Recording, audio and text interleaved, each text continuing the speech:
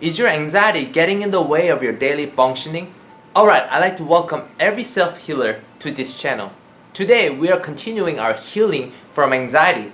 Anxiety is a life-interfering condition, and I need your attention for about 15 minutes because I'm here to give you one of the most effective and proven tools called CBT, Cognitive Behavioral Therapy. So let's dive in.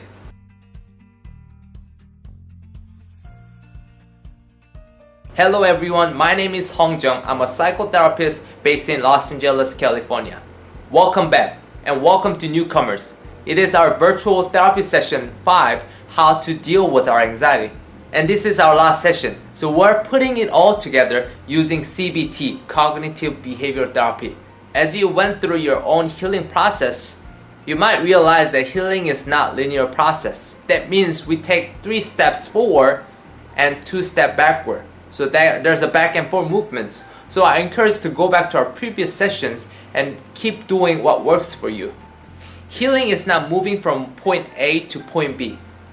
I like to say it's more multidimensional. Sometimes we go up, go down, sideways, back way, wherever we like to go with.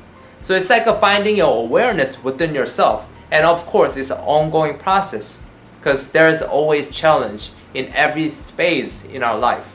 Alright, it is our virtual therapy session. That means I have a set of questions for you and I'll give you time to think about and process and digest your thoughts and feelings. By all means, please pause the video and give yourself enough time. Alright, let's review. In the down description box, there's a set of questions for you to review your progress. So take your time here.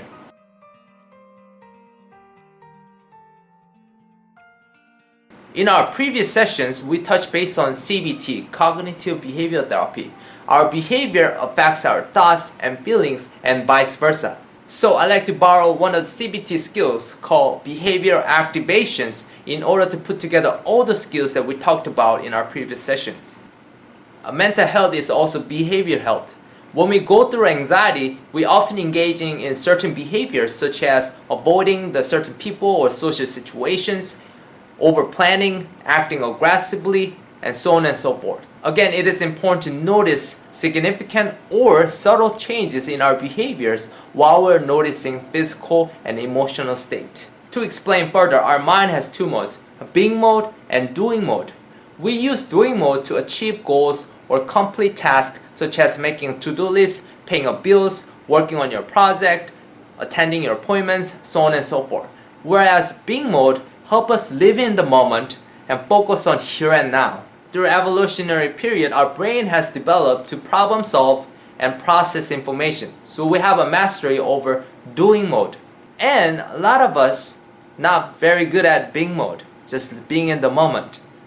Because in being mode, we don't have to achieve anything. We don't have to think about anything. And our mind has a job. Its job is to think. Our mind always keep thinking and thinking and thinking. Sometimes it never stops. In being mode, it's a state of no thinking. So that's why it's so difficult. Alright, here's the experiment that we can try. I want you to place your hand on your chest and listen to your breathing and feel your body, scan your body from head to toe. And I want you to pay attention to what's happening here and here. Yeah, it was a brief moment of silence. Where was your mind in this brief moment of silence? What were you thinking? Was it hard to understand my direction? Was your mind trying to analyze or judge what just happened? Just like the brief moment, that 3 or 4 seconds of silence. Where was your mind? Was your mind with my finger? With my voice? My guess is that you effortlessly and non-judgmentally listen to my voice, notice the silence of here and now. Yes, it is a being mode, state of no thinking. The behavior activation will help you restore the balance between the being mode and doing mode. So what we can control is our behaviors. A study found that people who engaging in behavior activation were less likely to fall back into certain behavior associated with anxiety. It is because it reinforced non-anxious behaviors. It reinforced being mode. Alright, let's practice together. Step 1. I want you to identify 2 activities that trigger your anxiety and you tend to avoid. I have some examples here. Examples include going to new places, meeting new people, giving presentation, having a conflict with your friends and family, or simply having too much to do or too much to think. So let's notice the pattern of your avoidance.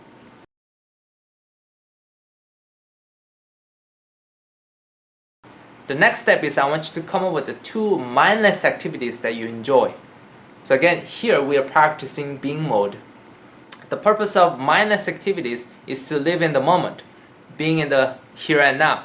Self-holding exercise, calm place, and any activities in which you experience 5 senses fall into mindless activities. Personally, my mindless activities are dancing, swimming, yoga, weightlifting, playing guitar, and so on and so forth. So when I do these mindless activities, I don't have to achieve anything. I just enjoy my body movements.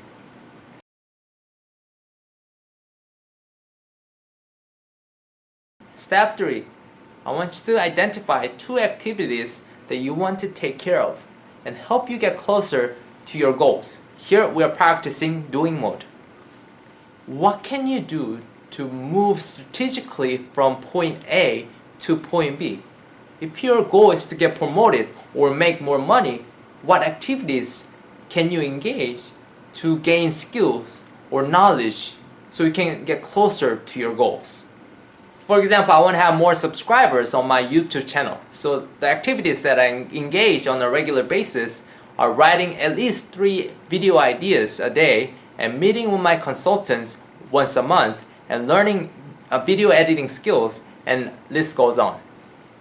So let's think about the concrete activities that you can do. And I'll give you time here.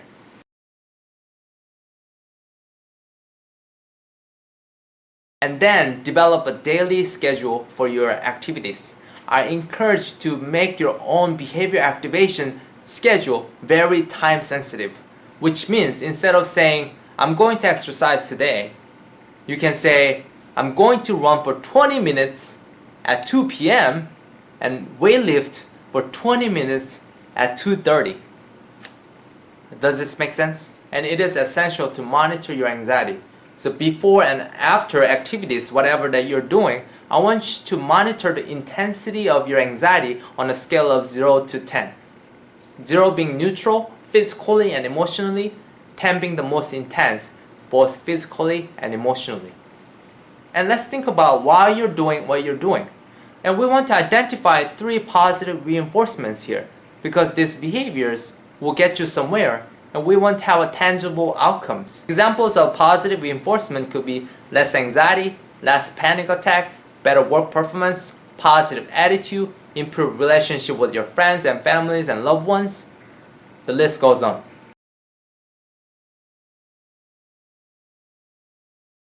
Getting comfortable with uncomfortable is a part of activations. You're going to used to those activities and because you're doing it over and over. I want you to increase the intensity of those activities, which means if you're comfortable with talking one-on-one with someone, maybe trying to have a conversation with 2 other people or 3 other people, I want you to come up with the challenging activities as you build tolerance. This way, you're going to be resilient with your anxiety triggers. The last message I'd like to share is that anxiety can cause helplessness. It feels like everything is broken. However, not everything is broken. There is always little sense of hope, and let's grow from there. Let's become more resilient, even tiny of hope that you have, because it can grow. So I hope that you found our sessions helpful and valuable, and I'll continue making videos about self-healing and self-regulations. So continue taking care of yourself and do your healing every day.